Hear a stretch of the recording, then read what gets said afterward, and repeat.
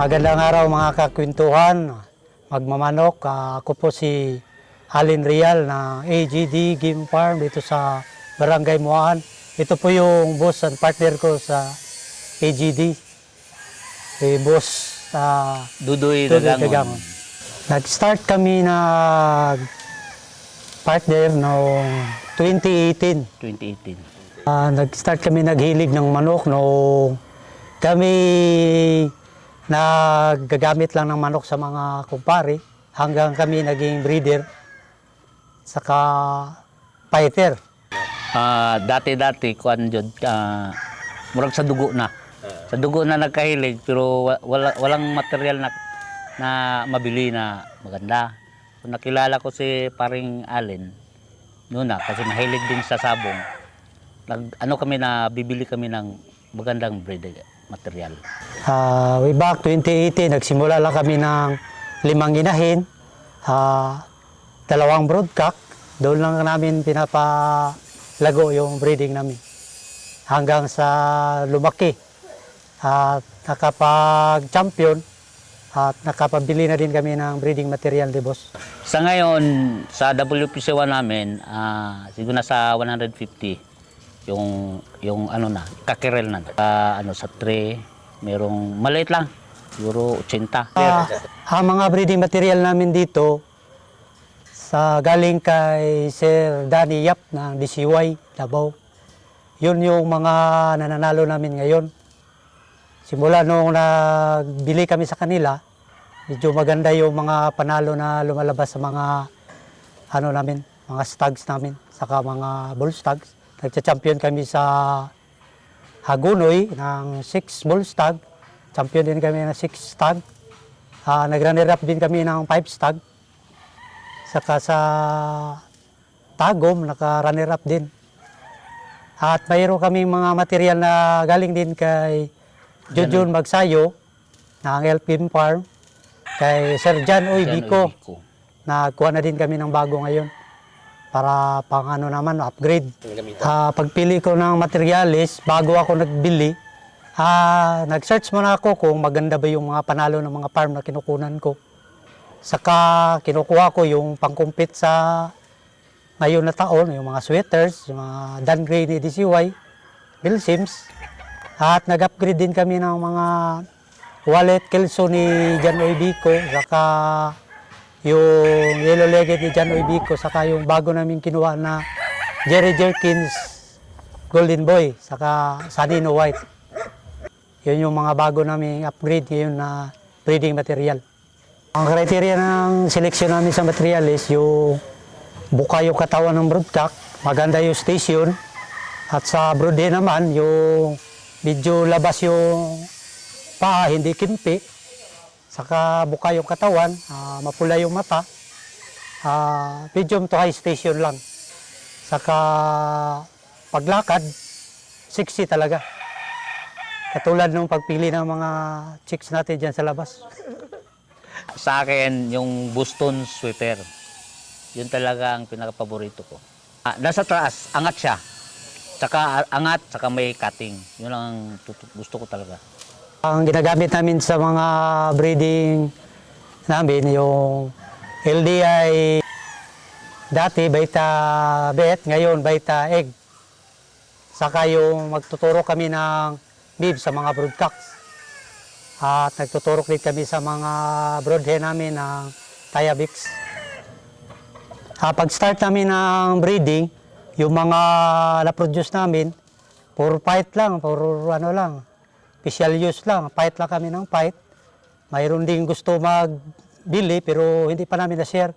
Kasi tinitesting namin yung saan yung mga breeding material namin na nananalo para hindi naman tayo mapahiya sa susunod na magbenta tayo ng mga panglaban. Sa ngayon, makashare na kami ng aming mga stag. Pag first pick kayo, 6K lang first pick. Sa second pick natin, doon na tayo sa 5K. Yung last pick, pwede na tayo mag-usap dito sa farm. Saka sa kak namin, mayroon kaming pinapakak ngayon ng mga bull stag. Kaming nasa 2 years. pwede namin ibigay ng mga 8K, mura na yon. Breeding material naman namin, pag tryo, mura lang din tayo magbinba. May tryo tayo dito na 30K, depende sa bloodlines. Ang pullet natin, pwede na din sa 5K. Saka yung mga ready to breed natin, 5K lang din. Ngayon, nag-priming kami ng mga breeding material namin. Pinapurga namin ng Vermix 4. Saka tinuturukan namin ng Tiabix, yung mga broodcock. Twice a month, nag-inject kami ng MIB para medyo agresibo yung mga breeder namin. Ligo, Dilaws, was out. Tapos, pakain na ng mga breeder pellets. Tapos yung season namin na yun na target ngayon, nasa 300 ang season namin na target sa WPC3, yung national band. Nagiging consistent ang score namin dahil sa yung grupo namin, trust na kailangan talaga sa grupo. Walang lamangan o trust lang sa mga tao. Teamwork. Kaya din ako breeding ng manok kasi meron po akong aggregate supply. So, ang lahat mga sabungero, may sabungan, nag-aanyaya sa akin na lalaban ako sa kanila. Kaya gusto kong ganito. Nag-ano ako ng manok. Okay. Ang aggregate supply ko ngayon is nandito sa Kidapawan City, Alfred's Aggregate Supply. Makita nyo sa Tamesis Street, Poblacion, Kidapawan City. Lahat po ng mga kailangan needs nyo sa magmamanok o kaya sa hogs, lahat po, mga vet supply andito. Ang pinakabinta namin doon sa aming Agribet is LDI product. About naman sa support sa family, positive naman aking asawa. Nag-support naman siya kasi part naman sa aming tinda, Agribet Supply, na kailangan din namin humakot ng customer. Ang maganda kasi sa pagmamanok, suportado tayo sa asawa, kaya malapit yung swerte. Sa akin naman, simula pa ako nagmamanok, supportive talaga yung pamilya ko kasi dyan ko talaga binubuhay yung pamilya ko sa pagmamanok ko.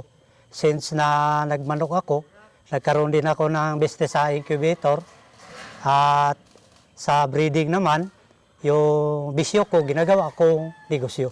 At sa gusto naman magpa-incubate ng mga itlog ninyo, andun yung incubator ko sa Villanueva Subdivision, sa likod lang ng MCOR ng Poblacion, Kidapawan City. Nagtatanggap tayo ng hatching sa egg. 12 pesos all in na yan. Wala na kayong babayaran paglabas ng eggs nyo.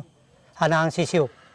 Ka-chicken, yung advice ko, yung pagpa-partnership natin sa breeding, kailangan tutok tayo sa ating mga breeding material, yung sa sisiyo, hands-on tayo sa conditioning, at sa pagpa-priming natin ng mga breeding material natin. Sa akin din, para tumagal yung partnership namin, ang sekreto namin is yung wala talagang totoo talaga namin Walang lamangan. walang lamangan.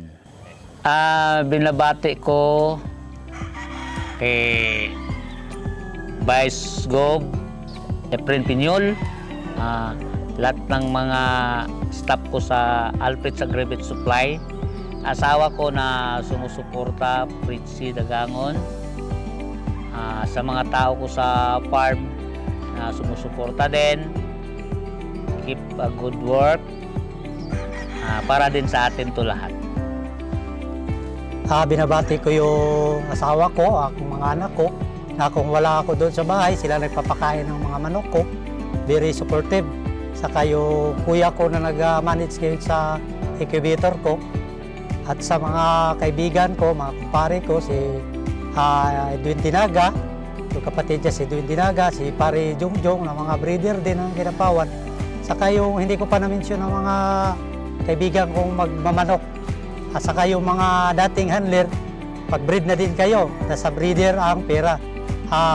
Bisyo mo, gawin mong negosyo.